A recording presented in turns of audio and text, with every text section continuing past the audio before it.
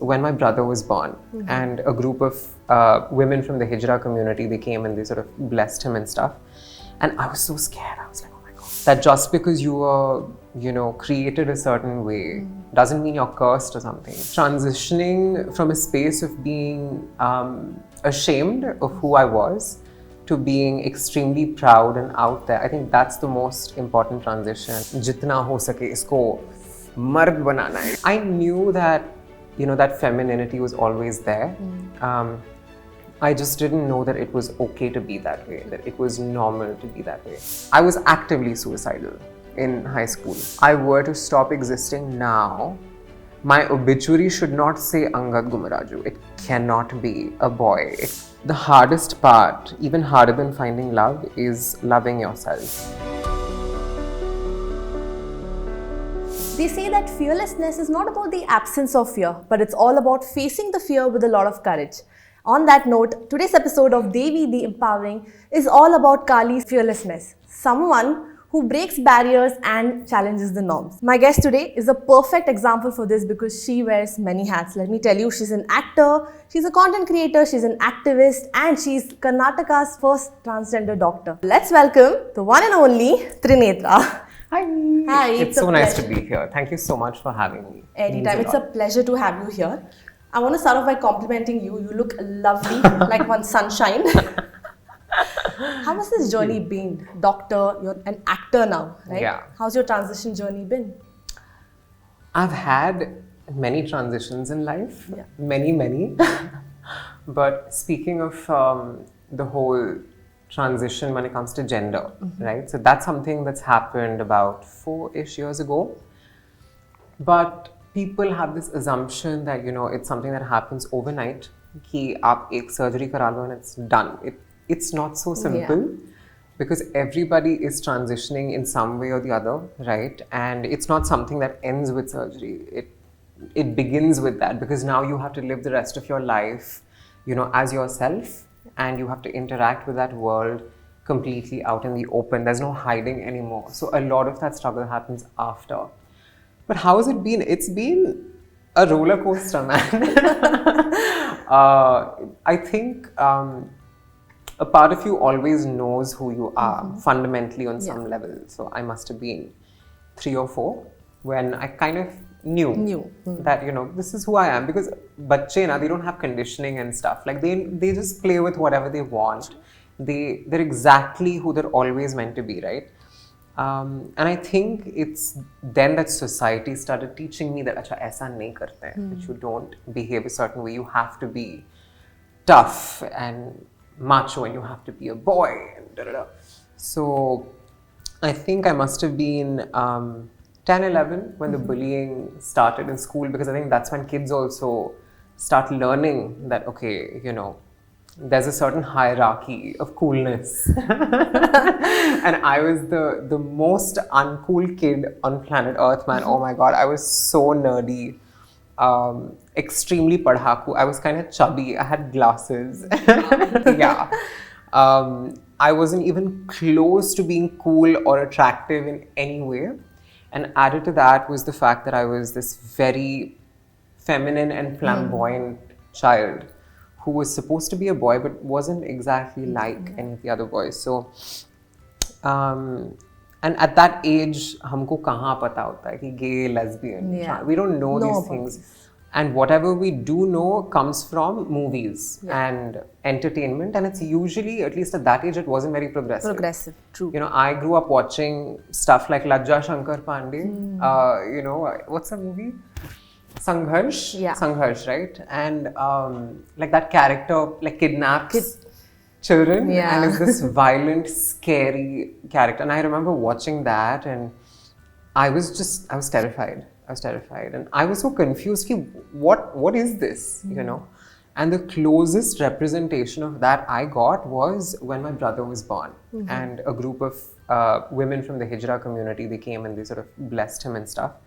And I was so scared. I was like, oh my God. Because that's what we're taught. Yeah, exactly. बच्चों को वही सिखाया जाता है कि तुम दूर रहो इनसे, है ना? So I was, and when a child feels different and they're like, okay, my gender is not exactly what I'm expected to be, And if that is your only example, then it's very difficult for a child to accept themselves, right? Like you start kind of pushing that part of yourself away and you're like, mere ko aisa nahi banna hai.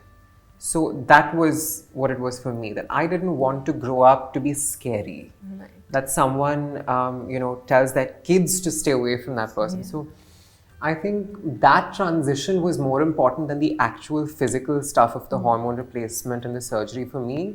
Transitioning from a space of being ashamed of who I was to being extremely proud and out there. I think that's the most important transition. And it's, especially now with the other transition from medicine to acting and such, I think it's really helped with a sense of pride and self-worth also. That just because you are, created a certain way doesn't mean you're cursed or something. Right. You can do anything and everything that people think you can't. And you can be completely limitless. You want to be a doctor, be a doctor. You want to be a content creator, do that. You want to be an actor, do that. Just keep at it. That's where things are right now for me. Absolutely. You can do anything that you want, but as long as you are happy with it. Yeah. Right? Yeah. You mentioned that you were about 4 or 5 years old when you knew that you had this feminine energy in you. Yeah. Yeah?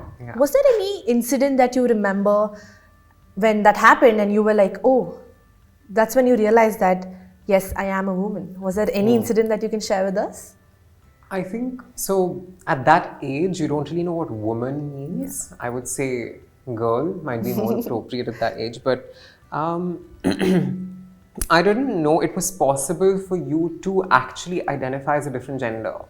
I thought people like that are crazy. Because I was told that I'm mad. So if you tell a child ki tum pagal ho, what do you know about science? And like even adults don't know, man. Like kids, how are they supposed to? So I was very convinced that I need to keep this hidden because I am mad, right? But the thing is, who a child is on the inside, it's very difficult to hide that. Okay. True. I remember there was this classmate of mine. She had really thick, long hair. Okay. And she used to do these 2 really thick ponies. And my hair is flat as hell. Okay. It's got like no volume. And back then, though, it was very short. School has these very rigid rules when it comes to gender, right? That boys and girls have to be very specific ways in order to be considered good and disciplined.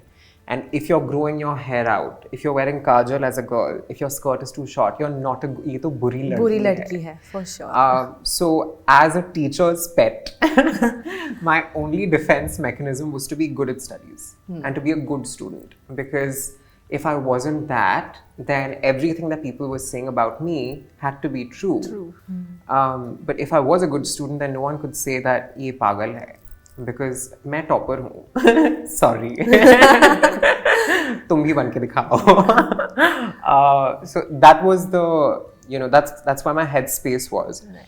But this girl, she used to wear this really pretty, I don't know if you've seen it, like Hyderabad ke General Bazaar mein, we used to get these golden clips with like rhinestones on it. Which is a trend now, by the way, again. Every 2 years. But like something from the past comes back and becomes a trend. But this was something that I really, really used to look at and be like, it was actually exactly like that pattern. And I went to her and I was like, listen, my mom wants to try your hair clip. Mom.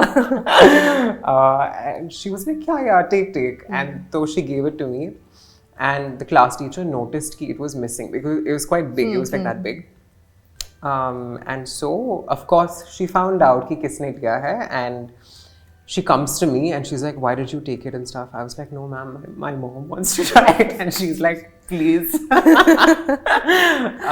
And she was like, I'll teach you a lesson. And she took it and she pinned it in my hair. इतने छोटे से बाल में ऐसे एकदम पकड़ के लगा दिया in school, like class में सबके सामने, like अब बैठो इसके साथ, in front of the whole class, and it was hilarious to the whole class. It was like ha. I was like 6 or 7 years old, and like the whole class was laughing. For the whole 2 periods, I had that thing in my head. It was horrible. So I knew that that femininity was always there. I just didn't know that it was okay to be that way, that it was normal to be that way. And especially when people that you're supposed to respect in positions of power, like a teacher, when they treat you a certain way, it makes you really guilty. You know, it makes you feel dirty. And no one wants to, like a child doesn't want to feel like that. So I had to be a good student. So yeah, I think that was when I first had a very legit clash with society's idea of gender as a child. Yeah, absolutely. Talk to me about your support system. Okay, I have seen that in the interviews you've mentioned that your parents have been pretty normal with when you came out to them, right? Now they feature in my content also. Of course, we've seen that. But how was their reaction when you first told them? And in your head, did you have like a certain set of expectations from them ki nahi mummy to rone lagegi? And you know, typical Indian parents, they'll have a different opinion for everything that we say. So what was your reaction to that? So you watched Rocky Rani, right? Yeah. So my mom is Bengali and my dad is Kannadiga. Okay, Telugu Kannadiga. So it's like a bit of a two-state situation where mom comes from a slightly intellectual family, etc. Dad, not as much. You know, lots more conservatism. So he was the one that raised me to be macho as much as possible. He used to buy me the cricket bat and ball and jitna ho sake isko mard banana. You know, like that was this thing. But when I came out, it was to mom first. But actually, even before mom, it was to my brother. Okay. Who went through my phone and saw some messages. All siblings do this, huh? Every single younger sibling. Oh my, and so I was talking about some attractive man, obviously. Okay. And he found it and he was just like, he never said anything. So I uska mazak uda rahi thi and he told me, he was like, I have seen, don't you dare. Blackmailer. So he kept his mouth shut always. He never, you know, opened his mouth in front of my parents. I opened my mouth because we were watching Coffee with Karan. Okay. And mom was making fun of, you know, the flamboyance and whatnot. And I was like, you want to criticize other things, it's okay. But what is this? Yeah. You know, it's not fair to make fun of someone's identity and behavior, no matter what it is and stuff. So I nikal gaya muh se. I was like, I also like boys. What you gonna do? Did that thali fall 3 times just in like serials? No, I mean, so the thing is with her, Indian parents are, regardless of education or whatever, Indian parents are so good at denial. Yeah. Like kings and queens of denial, you know, like it'll be right in front of them and they won't see it. Yeah. Because they're convinced that our kid is like this, you know. So, yeah, I was always normal in their eyes, but not in the sense that, okay, we are accepting of this identity. They were like, hamara bachcha to ho hi nahi sakta. You know, like it's just not possible. Denial. We have raised our kid better. Right. That's what parents think that if we raise our children well, they will not grow up to be abnormal or, I don't know, twisted or whatever. So that's what mom was like, my child? How is it possible? You're such a good kid. You're a good student, you know, like, are you troubled? Are you depressed? You know, did some girl break your heart? I'm like, no. That's not what this is. So it took them also a lot of time to go to therapy, understand things. Right. And they used to blame each other because they didn't know any better. That, you know, dad used to be like, sar pe chadha ke rakha hai isko.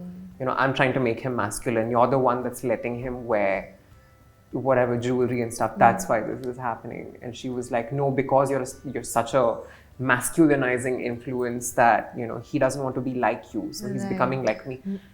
I was like, y'all. Banter. Calm down. That's not what this is. But yeah, it took them also time with my every individual coming out, you know. My first coming out was, I like boys. My second coming out was, I don't think my gender is, you know, I don't think I'm a boy. And then finally coming out as, I'm a woman and I'm sure of that. So by the time that coming out happened, they had done it so many times. They're like, हाँ धक्का लग चुका है, अब तो कुछ हो ही नहीं सकता. इससे और क्या हो सकता है? And you know, mom was always like, I always wanted a daughter and stuff. And So when I finally came out as a woman, she's like, cool, so now I have someone to give my saris. Yay. I love that reaction, by the way. It's so cool and chill. Yeah. And she calls me up when I told her everything. And she was like, so Trinetra? And when she said it, I was like, my mom just called me my name. And I fully got emotional. You know, my parents and I, we never get emotional around each other. In a lot of Indian families, it's not normal to express that much emotion, especially if you're the firstborn son. You don't go and cry to your dad or your mom. That's what you're taught. But ye pehli baar, I remember, I was sitting in my hostel room and I was just like, I'm not going to cry. Thank you. So sweet. So that's how it was. But this acceptance journey of theirs, was it particularly hard for you? Because as children, I always feel that maybe not the world's validation, but we look forward to our parents' validation, right? Sometimes. So was it particularly very hard for you? Yeah, fully, because I think, you know, we as kids, you idolize your parents. That's what you're taught, especially in our society where, like, the concept of your parent telling you sorry is not existent. What's that? Like, तुमको थप्पड़ मार के चले जाएंगे तो फिर हाँ खाना खा लो. That is their sorry. Exactly. It's like brush it under the carpet. कुछ नहीं हुआ है. And so, you know, you are taught to put your parents on a pedestal. And so when that validation doesn't come your way, and this is fundamentally who you are, you can't change this. It's hurtful. Yeah. And this was also a time that I was being bullied actively in school. And I couldn't really come and tell them about it because they were clearly not in a position to understand. And so I think for me at that point, the only saving grace was academics. I dove into academics and like studied so hard. And eventually cracked Karnataka CET and became a doctor or joined medical school. And that acceptance, I wish it would have come earlier. You know, every child wishes their parents were a certain way, but I also know today that they were doing the very best that they could. With whatever information that was available to them, they couldn't have done any better, you know. So that peace we all have to make with our parents, that they will not change beyond a certain extent. So you have your own life, they have their own life, and you find ways of bonding without, you know, trying to change the other person too much. Establish your boundaries. That's where it is. That's where it lies, yeah. You know, you mentioned that you were bullied a lot in your school, right? At that age and even now, where do you find the inner strength from? I think I just had something to prove. You know, I always felt like there is something that I haven't explored yet in my personality and I have to do it. And I cannot leave this planet not having done that. You know, back then it was like I was actively suicidal in high school. You know, I had started self-harming because I didn't know how to make sense of being bullied while also feeling so uncomfortable in my skin. I didn't have healthier ways of coping. So I think something that helped at that point was to remind myself that if I were to stop existing now, my obituary should not say Angad Gumaraju. It cannot be a boy. It cannot be a boy's name. I cannot live in that body, in that life. So I have to stick around long enough so I can be this beautiful. No, but it was never about external beauty per se or being, I don't know, conventionally attractive in any way. That was never the goal. It still is not.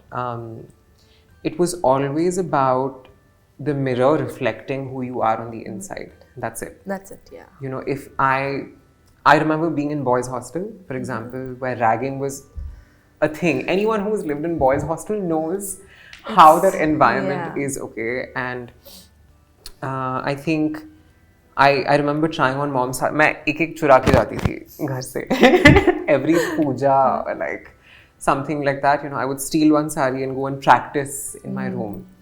So that's how I got really good at it.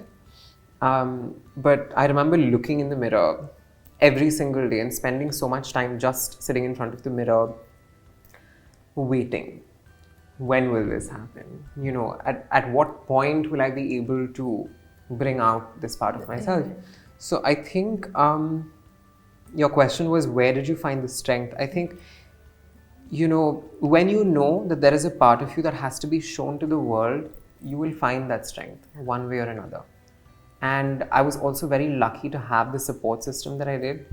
Not everyone gets to go to medical school or go to tuitions and coaching and therapy and stuff like that. So yes, parents had a tough time, but eventually they were like, see, we may or may not understand, but your healthcare and your education are two things we will never compromise on.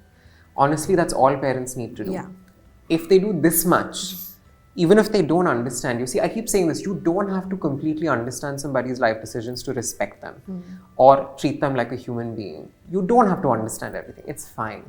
As a doctor, that's the first thing you learn. You will have patients from every walk of life, but you take an oath that regardless of where someone comes from, you will treat them the same. Same, yeah. And I think that's something that people should do regardless of profession, whether you're a doctor or not. So, yeah. You know, talking about your surgery, pre and post, how was this post-surgery? What are the precautions that you take for anyone who's thinking of getting this done, just for their knowledge? Post-surgery precautions? So, something that I, like going into the whole process, I wasn't sure of many things, right? I didn't know what recovery would be like. So I documented all of it, both on video on my YouTube channel, but there's also in each video ka link, you know, in the bio, there is this PDF, which is literally like a day-to-day breakdown of what happened. And I thought that was very important. Yeah. Because when you're going through it, you don't know if, okay, is this normal? Should it be taking so much time? Is it supposed to be this painful? So I documented all of it. And I would just say that if you're someone that's considering, you know, going through this whole process of transition, take your time. Yeah. Don't rush into anything, because, you know, when you're so uncomfortable in your skin, there is this urgency that I have to do everything immediately and right away. But, you know, there is a lot of hope in this world. You grow up thinking that, you know, unless I become this person, I will not be respected. I will not get a job. And it is true, unfortunately, in many instances. But I would still say that taking your time and understanding who you are and understanding, do I really want this? Am I doing this for society to look beautiful according to society's standards? Or am I doing it for myself because I feel like I need this? That's a very important decision to be making, you know. And for example, when you're in the actor world, right, there is a lot of pressure to do things to your body to look a certain way. So it becomes very difficult to separate, am I doing this for gender-related reasons, or am I doing it because I'm insecure because of the workplace, you know? So it really takes a lot of time and therapy to sit and untangle all of that in your head. So I would just say take your time.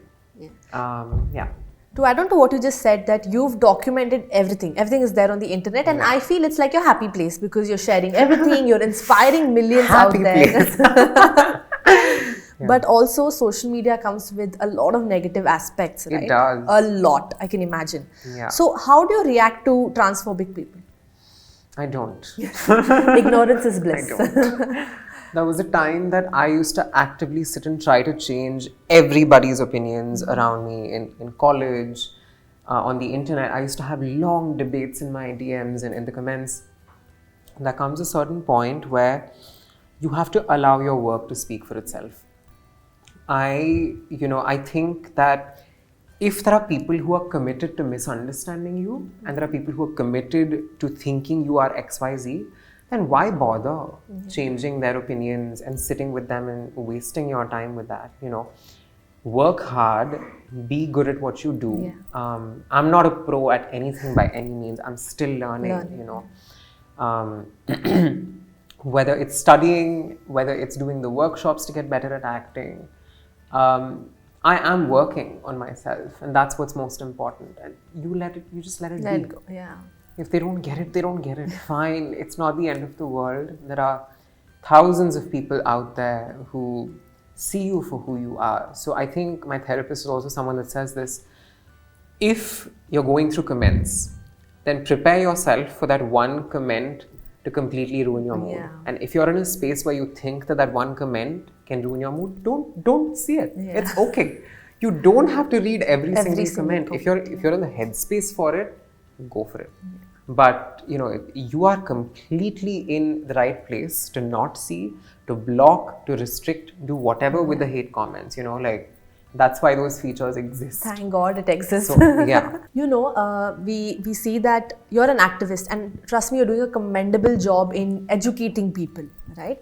But I also but I also know that our society is conditioned in a particular way, right? And even though they say that change is a constant, this is a change that you don't want to accept, right? So are you dealing with these battles on an everyday basis, and how do you overcome these? So firstly, when it comes to activism, it's not a term I very freely associate with myself, because I know that there are a lot of people out there who have dedicated their entire lives to activism, like be it a Gauri Sawantji or a Grace Banu, and there's so many people out there who this is their full-time work. So I find I'm a little guilty to associate myself with people who've done that, because I have so much else going on. And had I dedicated my whole life to activism also, perhaps I could have done more. So I feel like, one has to figure out what they're most passionate about. I'm extremely passionate about representation of trans people in society in general, be it through the STEM fields, be it through entertainment. That's important to me. So I think if that's what I want to do for now, then those are the titles I have to focus on more. And the education that comes from it, I'm very thankful, has happened very organically. That through speaking about my story and my journey, the way that we're talking about it right now, we're not doing this with the intention to have an education session or a classroom here. That's not it. I feel like whenever a trans person is putting themselves out there, and sharing their journey authentically, that itself becomes such a, beautiful thing for people to learn from. So I think that the more and more and more we progress into the future, the more we will see trans people doing amazing things. And it should never be the onus should not be on the trans person to sit and educate and handhold everybody. Like everybody sitting in this room has a phone. Everybody can do 5 Google searches and internet is free. Basics. I'm not saying that learn about surgery and the word. No. But basic. What does this word mean? That much I think anybody can do. But I would like to exist in a world where coming out is not a thing anymore. That it's as normal as anything else. That I shouldn't have to come out to my parents and be like, you know what, I think that I'm different. No, that's not the world I want to live in. I want it to be so normal that a child can just walk up to their parents and be like, this is my partner, or listen, I'm not comfortable and this is who I want to be. And that's the world I would like to live in. And that's the kind of mom I would want to be. I mean, of course, we need a beautiful world like that itself. Your journey has been so inspiring, and there's still so much more to do, right? Whenever people say this stuff, I get really awkward. I'm like, okay. You're like, thank you. No, I appreciate it. I really do. Talk to me about finding love. How difficult is it? You tell me, how difficult is it to find? It is very difficult. I think, the hardest part, even harder than finding love, is loving yourself. Because, if you find yourself in a place where you don't feel enough, then you will start relying on other people to make you feel enough. And I've done that. I've been in lots of relationships where, that person's attraction to me or their attention and affection became my source of validation, and it became my source of comfort that I'm enough. And in the moment, it feels great. But when that goes away, when it falls apart, your whole world is shaken, and because you suddenly don't have that source of validation anymore, because you have forgotten to work on yourself and you've forgotten to feel enough alone and on your own. So it took a lot of being with the wrong people to understand that there will always be people on planet Earth. Just because you're trans does not mean that you should settle, that you should compromise on what you're looking for, because you need to stop seeing yourself as a compromise. That a man is not compromising on anything by being with you. He's bloody lucky that he better be. He's with somebody who knows how to support herself, who knows what she wants. And I think that's taken a long time to tell myself that I'm enough and I'm not a compromise for somebody. And if they make me feel कि मैं तो एहसान कर रहा हूँ तुम पे, being with you, please take your ehsan, take your shit and get out of my life and leave me alone. I'm much happier on my own than being with somebody. There's a saying, no, that it's better to be alone than lonely in the wrong relationship. I fully 100% go by that. But that said, I'm very happy. On that note, one thing I want to mention is you are the change maker, that is for sure. Thank you. And right, Kalima's Fearlessness is about breaking the stereotypes and overcoming these challenges, and you've done that very well, right? Thank you. So if there's this one last message you want to give it out to all the people out there, especially to the LGBTQIA plus community, for those who are scared to speak out, right? Who don't have the voice just like you, right? And who may not have the courage to speak out, what would you like to tell them? I think I'd just like to say that you're unstoppable. You are absolutely unstoppable. Everything that cis people have achieved, you can also achieve. And just because you have a label attached to you, just because woman ke aage trans hai, does not mean that you're not entitled to walk into any room that anyone else has access to. You do not need to feel small.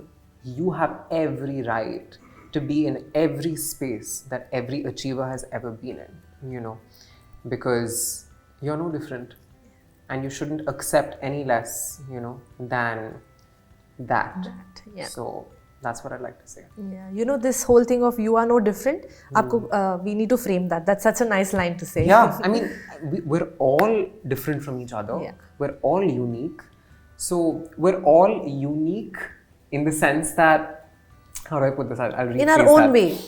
We're all the same because we're unique. Yeah. And we're all different from each other, right? So never let anyone tell you that you're any lesser than anybody else.